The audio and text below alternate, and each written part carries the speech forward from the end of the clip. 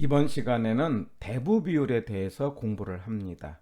대부 비율 그러면 저당 비율이라고 하고, 항상 개론에서는 율 그러면은 위에가 어, 들어가는 단어죠. 대부 비율이니까 위에가 대출액이고 밑에가 가격입니다. 그러니 부동산 중에서 가격 중에서 은행의 몫으로 대출받은 돈의 비율을 대부 비율이라고 하고, 저당 비율이라고 하고, 또는 영어로는 LTV다 이렇게 이야기를 합니다.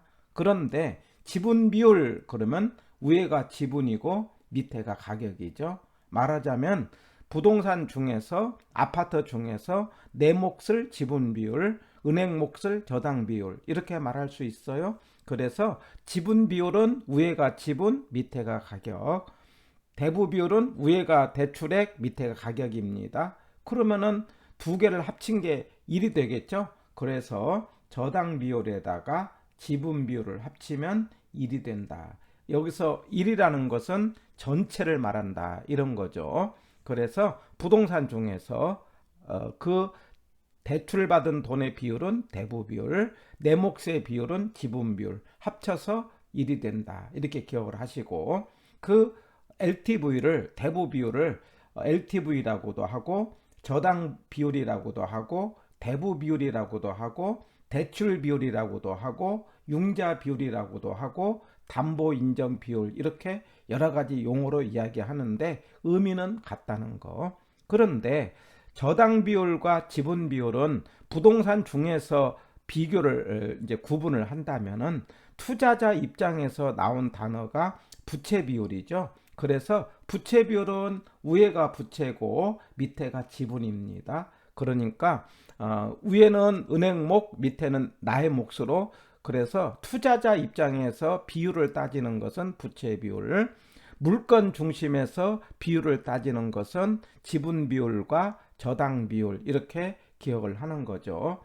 해서 대부 비율과 부채 비율을 비교를 해보면은 대부 비율이 50이면은 50을 빌렸기 때문에 내 몫은 50이고 은행 몫은 50이니까 전체는 100%가 되겠죠. 만약에 대부 비율이 60이면은요, 빌린 게 60이고 내 몫이 40이니까 150%가 되는 거고요. 만약에 대부 비율이 80이면 빌린 게 80이고 내 몫이 20이니까 400%가 되는 거죠. 그래서 대부 비율이 높다는 것은 결과적으로 부채 비율도 높아진다 이렇게 말할 수 있어요. 대부 비율이 높다는 것은 대출을 많이 받은 거죠. 그러니까 물건을 사기가 좋아서 부동산 수요도 올라가게 되고, 수요가 올라가니까 부동산 가격도 올라가게 되고, 부동산 가격이 올라갈 뿐만 아니라 대출 금리도 올라가죠. 대출을 많이 받으면 위험 부담이 크니까 대출 금리도 올라갑니다. 그 다음에 대출을 많이 받으면 투자의 위험도 커지겠죠.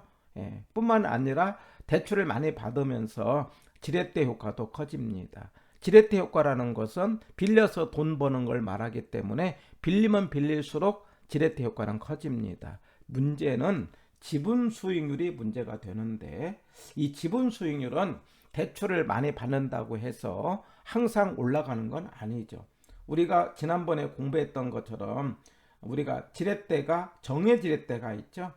정해 지렛대는 내가 빌려서 이득이 되는 경우고, 이득이 되는 경우는 대출을 많이 받으면은 지분 수익률은 더 커지겠죠. 빌리면 빌릴수록 내 몫은 커집니다. 그래서 대부 비율이 높을 때 정해 지렛대에서는 지분 수익률이 더 올라간다 이렇게 말할 수 있어요. 그런데 문제는 부의 지렛대일 때죠. 부의 지렛대는 내가 지금 대출을 받아서 부동산에 투자를 했는데 손해보고 있는 상황입니다. 그런 상황에서 대출을 느리면 느릴수록, 많아질수록 내가 손해보는 것은 더 커지죠. 그래서 지분 수익률은 떨어진다는 거. 그렇기 때문에 대부비율이 높다고 해서 항상 지분 수익률이 올라가는 것은 아니라는 거 꼭 체크를 합니다. 그래서 대부분이 높을 때 중요한 거 두 개, 대출 금리도 올라간다는 거, 지분 수익률은 올라갈 수도 있고 내려갈 수도 있다는 것 꼭 체크를 해주시고요. 대부 비율이 나오면은 서로 비교해서 또 알아야 될 단어가 DTI라는 총부채 상환 비율입니다. 대단히 중요하죠. 이거는 은행에서 대출을 해줄 때 부동산을 중심으로 물건별로 대출해 주는 것은 LTV에 해당되는 대부 비율인데, DTI는 사람을 중심으로 소득을 중심으로 대출을 해주는 것이 우리가 DTI고 상환액입니다. 여기서 상환액은 부채 서비스액을 말하는 거고, 부채 서비스액은 원리금 균등 상환액을 말하는 거죠. 그래서 소득 중에서 뭐냐면은 상환액이 얼마나 갚을 능력이 있느냐, 상환 능력을 따지는 것은 DTI.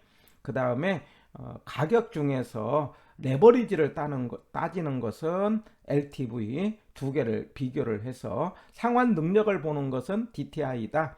LTV는 레버리지의 효과가 얼마나 있느냐를 따지는 것은 LTV 내지는 부채 비율로 따진다는 것 구분을 해서 LTV, 그 다음에 부채 비율, 그 다음에 DTI, 이런 용어들을 꼭 기억을 하시길 바랍니다. 대단히 중요한 용어이기 때문에 반복을 해서 내 것으로 만들기를 바랍니다.